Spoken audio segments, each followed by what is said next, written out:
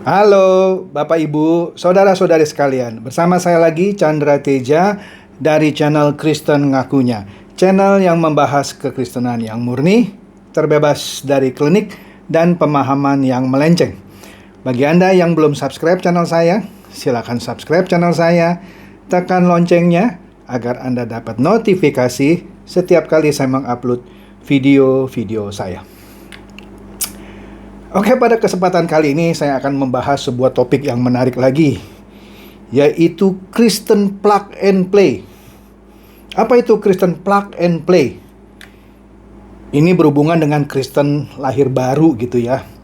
Begini, tidak sedikit dalam kehidupan orang Kristen, mereka mempercayai begitu mereka mendengarkan firman, terus mereka tersentuh hatinya, menangis, bertobat, dan di mana sebelumnya dia bukan orang Kristen, mendengar sebuah firman gitu ya, menyentuh hatinya, menangis, kemudian didoakan, dia menerima Tuhan Yesus. Nah, tidak sedikit orang menilai titik itu adalah titik orang itu adalah lahir baru. Belum lagi kalau ditambahkan setelah itu dia ikut baptisan air, keluar dari kolam baptisan air, dia adalah orang yang sudah lahir baru. Pertanyaannya, apakah benar demikian? Kalau benar demikian, itu adalah Kristen plug and play. Plug langsung play gitu. Cuman masuk kolam baptisan, keluar, dia play jadi orang Kristen. Apalagi mendeklarasikan dirinya, sekarang saya sudah diselamatkan, kalau saya mati masuk surga. Inilah tipe-tipe Kristen plug and play, yang cuman mengaku terima Tuhan Yesus, nangis gitu, dibaptis, lahir baru. Padahal setelah melalui tahapan itu, kehidupannya cuman bener seminggu gitu.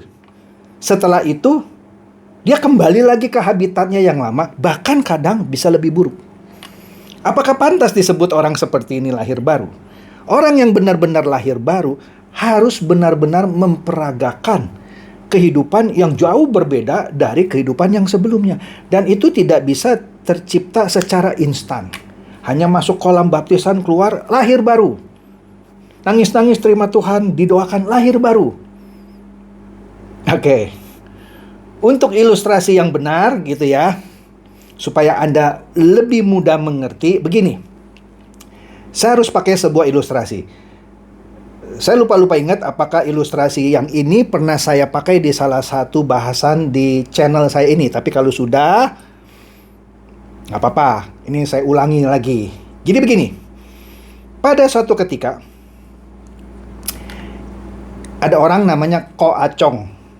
Mohon maaf kalau di antara Anda yang mendengarkan konten saya ini ada yang bernama Ko Acong. Ko Acong ini pada awalnya bukan orang Kristen. Pemabuk. Gara-gara pemabuk, istrinya hampir menceraikan Ko Acong ini. Tapi akhirnya Ko Acong diajak oleh temannya ke gereja, dikhotbah oleh pendeta. Akhirnya dia menerima Tuhan Yesus sebagai juru selamat dan mau memberikan dirinya untuk dibaptis, mau jadi orang Kristen. Hebat dong, hebat. Kemudian dia setelah mengikuti sejumlah katekisasi, itu ya tergantung gerejanya, kemudian tibalah saatnya dia dibaptis oleh sang pendeta. Kemudian pada saat hari hanya itu, biasanya ada dua pendeta gitu yang memegang kalung baptisannya di kolam baptisan. Tapi ada juga baptisan percik. Cuman kita nggak diskusi lah apa bedanya baptisan celup dengan baptisan percik. Saya tidak mau memperdebatkannya. Kemudian setelah dia dibaptis, masuk kolam baptisan, keluar, kemudian pendetanya bilang, Ko Acong, mulai sekarang namamu bukan lagi Acong, tetapi Daniel. Kau adalah orang yang sudah lahir baru. Namamu yang lama, sekarang aku berikan nama baru, Daniel. Wih, lahir baru. Oke, Ko Acong pulang. Ketika Ko Acong pulang, haus dia. Haus. Dia buka lemari es, ada bir hitam. Kesukaannya. Ketika dia mau ambil itu bir hitam, ada suara di hati kecilnya, "Jangan kok Acong, kau baru dibaptiskan, katanya menerima Tuhan Yesus, mau meninggalkan kehidupanmu yang lama kan? Tidak mau mabuk-mabukan lagi. Jangan disentuh itu bir hitam." Ah iya, aku sudah jadi orang Kristen. Tidak boleh lagi minum minuman keras, termasuk bir hitam gitu. Itu janjinya dia gitu ya. Dia tidak sentuh, menang dia. Berapa jam kemudian, haus lagi dia. Dia mau ambil minum, bir hitamnya itu masih ada di titik yang sama karena tidak dipindahkan. Cekat-cekot dia. Minum enggak. Menang lagi dia ambil air putih. Menang dia. Menjelang malam, sehabis dia makan, haus dia. Buka lemari es, mau ambil air minum, ada lagi bir hitamnya. Tambah cekat-cekot dia. Karena sudah 2 kali dia hindari bir hitam itu. Yang ketiga dia bergumul keras. Akhirnya dia ketemu ide. Dia ambil 1 botol bir hitam itu, dia celupkan ke bak mandi. Dia berkata seperti sang pendeta, "Hai bir hitam, mulai saat ini kau tidak lagi bernama bir hitam. Aku baptis kau dalam nama Bapa, Putra, dan Roh Kudus. Kau adalah ciptaan baru. Namamu bukan lagi bir hitam, tetapi orange juice." Dia keluarkan, dia minum bir hitam itu yang sudah dia baptis menjadi orange juice. Setelah dia minum habis, dia menangis lagi. Astaga, aku jatuh lagi di titik yang sama. Minum minuman yang harusnya tidak aku minum lagi. Dia menangis lagi. Padahal aku baru dibaptis tadi pagi gitu. Kenapa aku masih minum ini bir yang bisa membuat aku mabuk gitu ya? Nah, pertanyaannya, apakah dengan dia sudah minum bir lagi, dia masih bisa bilang, "Aku adalah ciptaan baru, aku adalah sudah lahir baru." Dan dia malah membaptis itu bir hitam menjadi orange juice. Jawabannya, kalau mau tahu jujur, Ko Acong belum lahir baru. Dia masih harus berjuang. Karena hari itu baru beberapa jam gitu. Belum 12 jam gitu. Dia sudah jatuh lagi. Tapi memang ada orang yang bisa tahan seminggu, 2 minggu, 3 minggu, sebulan, jatuh lagi. Ini contoh kecil.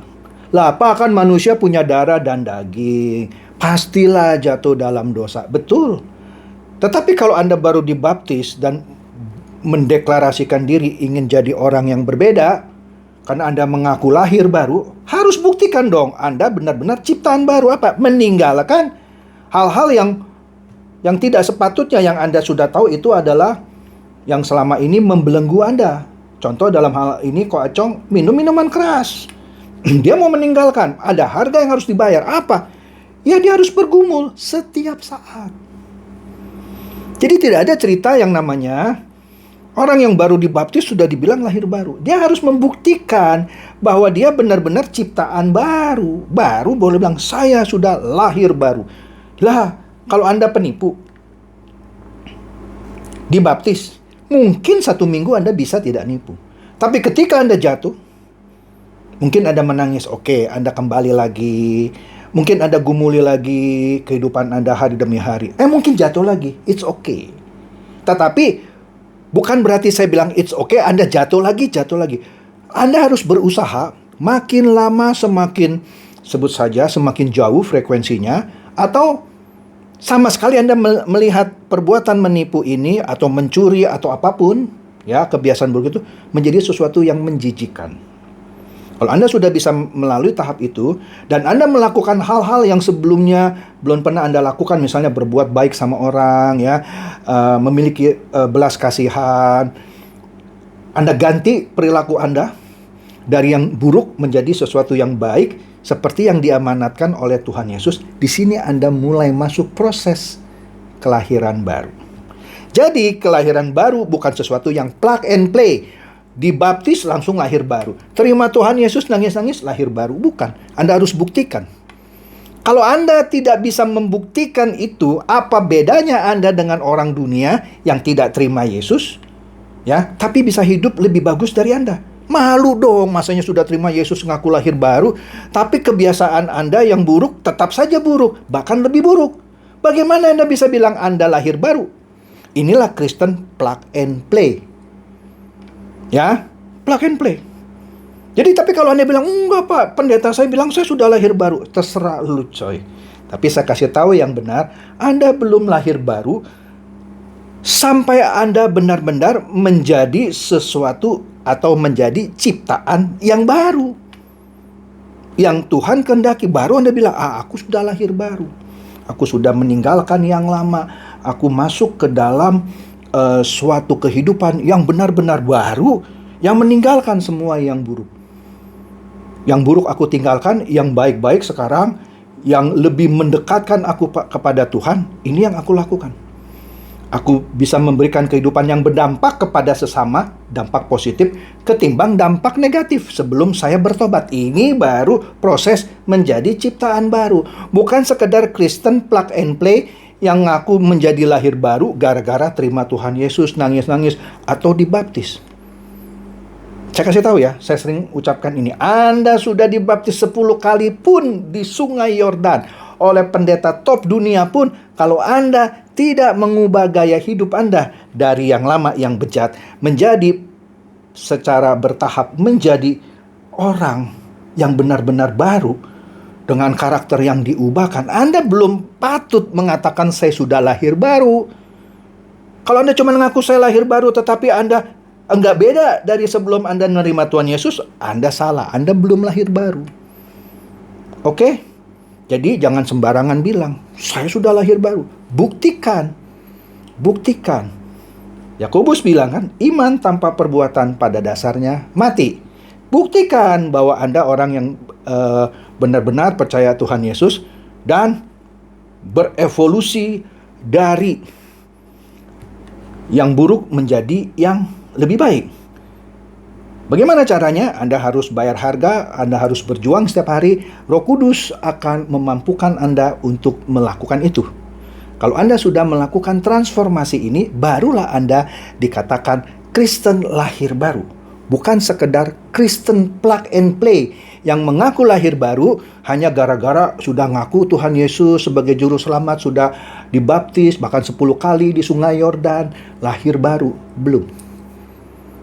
Oke? Demikian saja bahasan saya yang sederhana ini. Semoga ini mencerdaskan dan mencerahkan Anda semua. Silakan share video saya ini kepada teman-teman, sahabat atau kerabat, supaya mereka juga boleh lebih cerdas dan tercerahkan. Seperti biasa, Shalom.